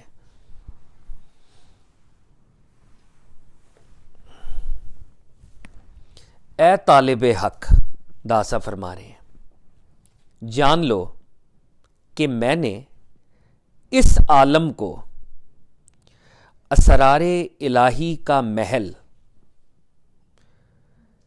کہہ رہے ہیں کہ جتنے بھی سیکرز ہیں ان کو میں بتا رہا ہوں کہ یہ دنیا اللہ تعالیٰ کی مسٹریز کا پیلس ہے، یہاں پہ اللہ کی مسٹریز ہیں۔ اے طالب حق جان لو کہ میں نے اس عالم کو اسرار الہی کا محل، موجودات کو، جتنی چیزیں ایگزسٹ کر رہی ہیں، ایگزسٹنگ تھنگس، اس کی امانتوں کی جگہ، اللہ کی امانتیں ہیں یہاں پہ، وہ امانتیں اللہ نے، وہ ٹرسٹ اللہ نے موجودات کو عطا کیے ہوئے ہیں۔ موجودات کو اس کی امانتوں کی جگہ اور مخلوقات کو اس کے لطیف بھیدوں کا مقام پایا ہے۔ جس دنیا میں ہم ہیں یہ اتنی گئی گزری نہیں ہے، مسٹری کی جگہ ہے۔ یہاں پہ جتنی ایگزسٹنگ چیزیں ہیں اللہ کی مسٹریز کو کیری کر رہی ہیں، وہ دے دا کیریئرز آف گاڈز مسٹری۔ پہلی بات کیا کہہ رہے ہیں؟ ساری چیزیں اللہ کی مسٹریز کی کیریئر ہیں۔ اگلی بات، جواہر و آراز، جواہر و آراز و عناصر و اجرام فلکی اور اجسام ارضی اور تبائے مخلوقات سارے الہی کا حجاب ہیں۔ پہلے داسا فرما رہے ہیں کہ یہ ساری جگہوں پہ اللہ کی مسٹریز اللہ نے سپرنکل کی ہوئی ہیں، ہر جگہ مسٹریز ہیں۔ اب کہہ رہے ہیں جواہر و آراز، یہ جوہر کی جمع ہے، اور یہ مسلم فلسفے میں جوہر اور ارض یہ دو بڑی امپورٹنٹ ٹرمز ہیں۔ جوہر ایٹم کے معنوں میں بھی استعمال ہوتا ہے، جوہر ایسنس کے معنی میں استعمال ہوتا ہے اسلامک فلسفے میں، اور ارض پراپرٹی کے معنی میں۔ جیسے یہ ایک میز ہے، اس کا ایک جوہر ہے اور ایک اس کی پراپرٹی ہے۔ ایک اس کی اسینشل کوالٹی ہے، وہ جوہر میں ہوتی ہے، اور ایک اس کی ایکسیڈنٹل کوالٹی ہے جو ارض میں ہوتی ہے۔ جنرلی ہم اس کو پراپرٹی کہہ سکتے ہیں، فلسفی میں بھی یہ ٹرمز استعمال ہوتی ہیں۔ تو دا صاحب کہہ رہے ہیں اس دنیا میں جتنے جواہر ہیں، یعنی جتنے بھی ایسنس ہیں، جتنی بھی پراپرٹیز ہیں، جتنے بھی ایلیمنٹس ہیں، اجرام فلکی جو سٹارز ہیں، پلانٹس ہیں، جو آسمانوں کی باڈیز ہیں، اجسام ارضی وہ باڈیز جو اس ارتھ کے اوپر ہیں، تبائے مخلوقات فزیکل باڈیز، سب ان اسرار الہی کا حجاب ہے۔ اللہ نے مسٹریز اتاری ہوئی ہیں، مگر یہ جو ساری چیزیں ہیں یہ ان مسٹریز کو ویل کر رہی ہیں۔ ہمیں کچھ کرنا پڑے گا ان مسٹریز کو ڈسکور کرنے کے لیے یا انکور کرنے کے لیے۔ Physical bodies on its own اللہ کی مسٹری ریویل نہیں کریں گے، آن اٹس اون یہ ایک ویل بھی ہے۔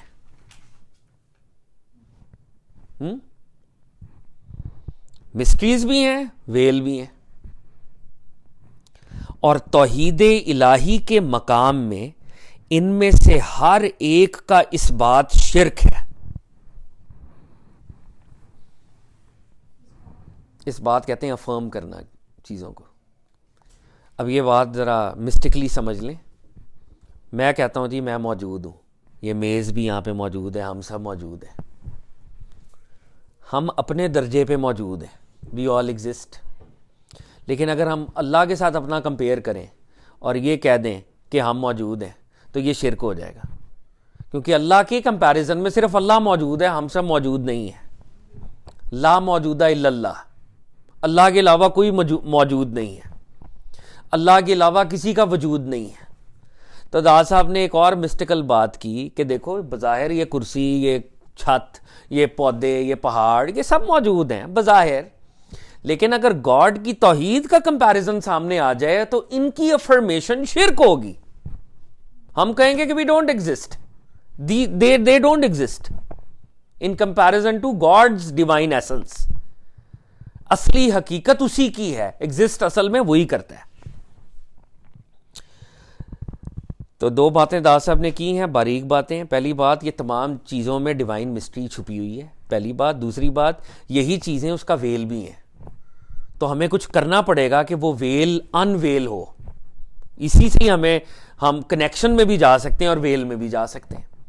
اور ان کی افرمیشن سٹینڈ الون ایک شرک تک ہمیں لے جائے گی. ان کو سٹینڈ الون افرمیشن ہم نہیں کریں گے کبھی بھی. تو ہم یہ کہہ سکتے ہیں کہ یہ پہاڑ اللہ کے حکم کی وجہ سے موجود ہے. اب شرک نہیں ہوا. آن اٹس اون یہ پہاڑ موجود ہے, یہ شرک ہے, موجود نہیں. اچھا اب دیکھیں, پس دیر فور خداوند تعالیٰ نے اس حجاب میں رکھا ہے. اللہ کی مشیت ہے, اللہ نے اس عالم کو حجاب میں رکھا ہے. جب ہم روح کی فارم میں تھے تو ہم اللہ کو ڈائریکٹ سن رہے تھے. اس نے کہا کیا میں تمہارا رب نہیں ہوں؟ تو ہم نے کہا بلا آپ ہی ہمارے رب ہیں. اس عالم میں ہم اس سے ویل میں ہیں. تو اللہ کی منشا ہے کہ وہ ویل میں اس نے ہمیں پیدا کیا ہے.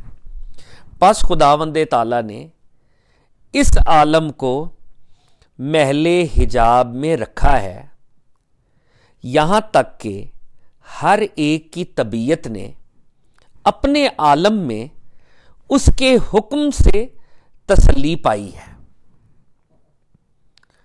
اب دیکھیں, اللہ نے ہمارے اندر روح رکھی ہوئی تھی اور روح نے اللہ کی شان کے مطابق اللہ کا نظارہ کیا ہوا تھا. ہونا تو یہ چاہیے تھا کہ وہ ادھر آ کے جناب جی بالکل مسترب ہو جاتی کہ میں نے واپس جانا ہے. اور جن کی روحیں سٹرونگ ہیں وہ مسترب رہتے ہیں, وہ کہتے ہیں میں نے واپس جانا ہے. لیکن ہم پھر بھی ایک سٹیٹ آف ایکویلیبریم میں ہوتے ہیں. تو وہ سٹیٹ آف ایکویلیبریم کہاں سے آیا ہے کہ ہمارے اندر وہ تڑپ پیدا نہیں ہوئی کہ ہم بالکل پاگل, ہم کپڑے پھاڑ کے اللہ کے پاس نہیں دوڑ گئے. وہ کہہ رہے ہیں اس کے حکم کی وجہ سے وہ ایکویلیبریم بھی اترا ہے یہاں پہ. اگر وہ ایکویلیبریم نہ اتارتا تو سب واپس کو ہی جاتے کہ ہم نے واپس جانا ہے.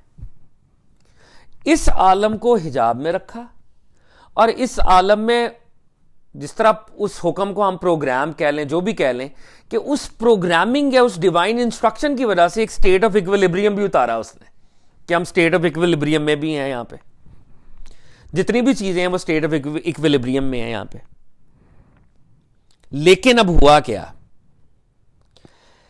ہر ایک کی طبیعت نے اپنے عالم میں اس کے حکم سے تسلی پائی اور اپنے وجود کی وجہ سے توحید الہی سے پردے میں رہ گئی.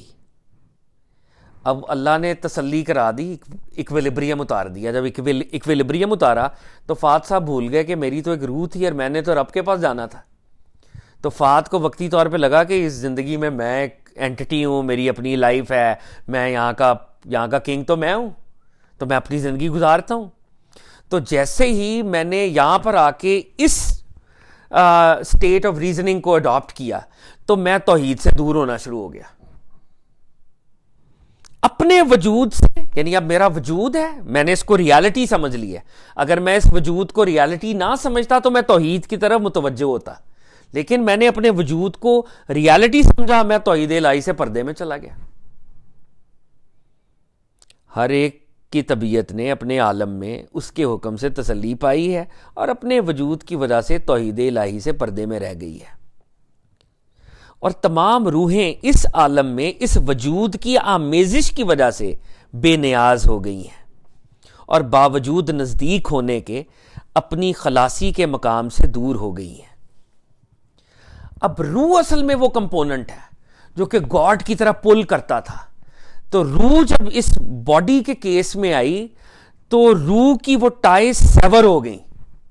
روح کی وجود کے ساتھ آمیزش نے روح کو بے نیاز کر دیا. روح بھی وقتی طور پہ ایک ڈسکنیکٹ میں چلی گئی. اس لیے ہم تصوف کے پاتھ میں ہیں کہ اپنی روح کو نکالنے, لبریٹ کریں, تاکہ وہ اس باڈی میں ہو کے بھی اللہ کے ساتھ رجوع کرے. ہم اسپرچول ایکسرسائزز کرتے ہیں.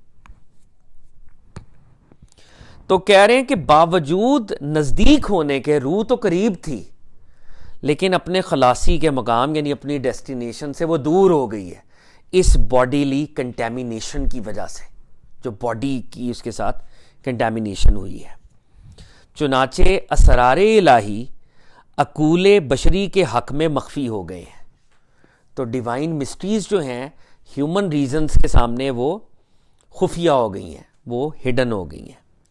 انسان غفلت کے سائے میں رہ کر اپنے وجود کی وجہ سے حجاب میں ہو گیا ہے اور اپنے محل میں حجاب ظلماتی کی وجہ سے عیب دار بن گیا ہے. چنانچہ اللہ تعالیٰ نے فرمایا ہے والعصر ان الانسان لفی خسر، قسم ہے زمانے کی بلا شبہ انسان گھاٹے میں ہے. تو میں کچھ سکپ کر رہا ہوں 1-2 لائنز. پس یہ حجاب ظلماتی عالم ناسوت میں اس کی طبیعت کی وجہ سے، اس کی فزیکالٹی کی وجہ سے جو اس سے تعلق رکھتی ہے، اور اس کی عقل کی وجہ سے جو اس میں تصرف یعنی انٹرفیئر کرتی ہے، اس کا مزاج ہو گیا ہے. اسی لیے اس نے جہالت کو کافی سمجھا، حق سے اپنے لیے حجاب کو خریدا. اب وہ کشف کے جمال سے بے خبر، سر الہی کی تحقیق سے روگرداں اور حیوانات کے مقام پر آرام کیے ہوئے اپنی نجات کے مقام سے بھاگا ہوا ہے. نہ اس نے توحید الہی کی بو سونگھی، نہ احدیت کے جمال کو دیکھا، اور نہ ہی توحید کا مزہ چکھا ہے. تو داس صاحب نے اب وہ پورا اپنا آرگومنٹ، یہ پوری دنیا ڈیوائن مسٹری سے بھری ہوئی ہے، ڈیوائن مسٹری سے یہ چیزیں بھری ہوئی ہیں، مگر یہ چیزیں بذات خود ویلز بھی ہیں، ویلز ہیں. پھر انہوں نے ہیومن اس کے اوپر وہ آگے کہ ہیومن بینگز کی روحیں جب باڈی کے اندر قید ہوئیں اور ادھر وہ ایکویلیبریم میں آ گئیں اور ان کی عقل انٹرفیئر کرنا شروع ہوئی، تو اس نے اوپر جانے کے بجائے حیوانوں کے لیول پر رہنا مناسب سمجھا. اور وہ اس نے سمجھا کہ اینیمل انسٹنکٹس اور یہی ساری چیزیں میری ایگزسٹنس کے لیے امپورٹنٹ ہیں اور میں اس پہ چلوں. تو اب وہ وننس کی خوشبو بھی نہیں سونگھتا، وہ ڈسکلوجر کو بھی باتیں سمجھتا ہے اور وہ اس سے دور رہتا ہے. تو داس صاحب اپنے اس چیپٹر کو ختم کرتے ہوئے فرماتے ہیں اب میں کتاب کو شروع کرتا ہوں تاکہ تمہارا مقصود مخفی مقامات اور پردوں میں سے نکل آئے. اسے لطیف بیان سے واضح کرتا ہوں. اہل صنائع کی عبارات کی تشریح کے ساتھ ساتھ مشائخ صوفیاء کے وکلاء کا تھوڑا سا حصہ بھی اس کے ساتھ ملا کر بیان کروں گا، اور عمدہ اور دل پذیر حکایات سے اس کی تائید بھی کروں گا تاکہ تمہارا مقصود حاصل ہو. اور علماء ظاہر میں سے جو شخص اس کتاب میں غور کرے گا اسے معلوم ہو جائے گا علم تصوف کی اصل قوی ہے اور اس کی شاخ بارآور ہے. تو داس صاحب کہہ رہے ہیں اب میں اپنی کتاب شروع کر رہا ہوں، یہاں پہ جو مخفی باتیں ہیں وہ پردوں میں سے نکال کر بیان کروں گا، پرانے اولیاء اللہ کے واقعات، ان کے سینگز بھی بیان کروں گا.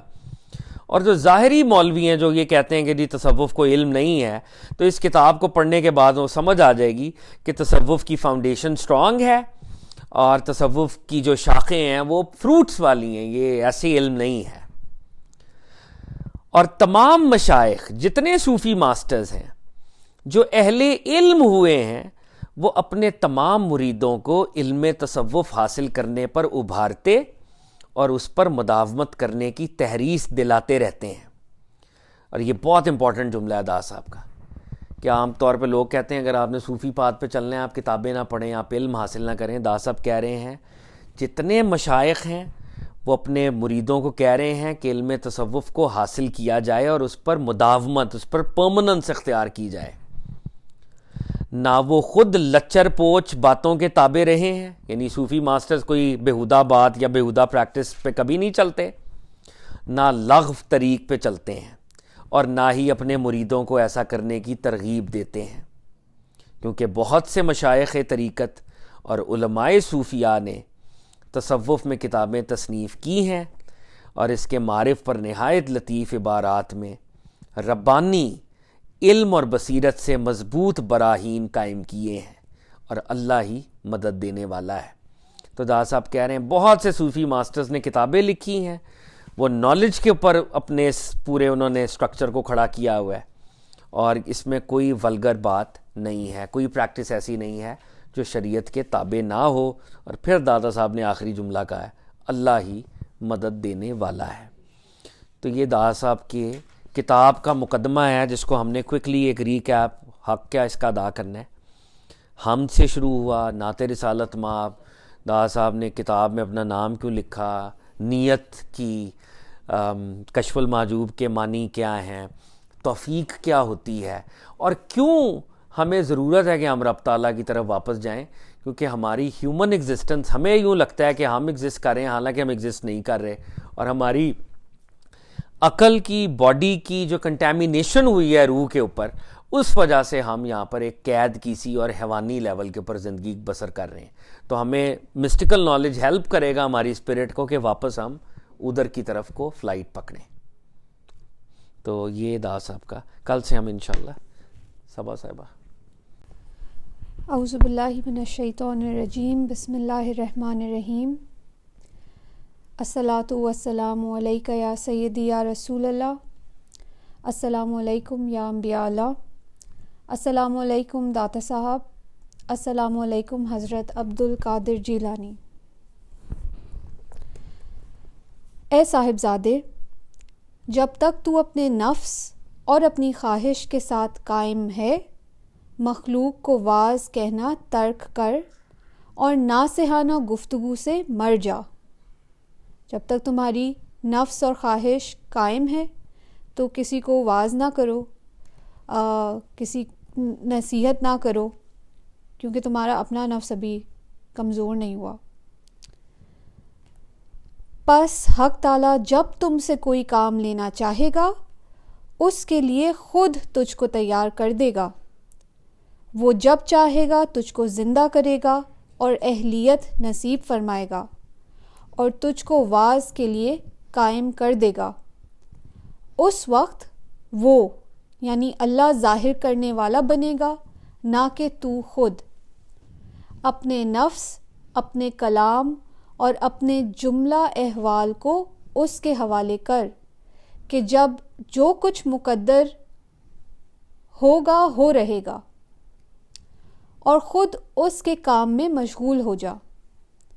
عمل بن بلا گفتگو کے، اخلاص بن بلا ریا کے، توحید بن بلا شرک کے، گمنامی بن بلا شہرت کے، خلوت بن بلا جلوت کے، اور باطن بن بلا ظاہر کے، اور ارادے کو باطن کر دینے سے باطن کے ساتھ مشغول ہو.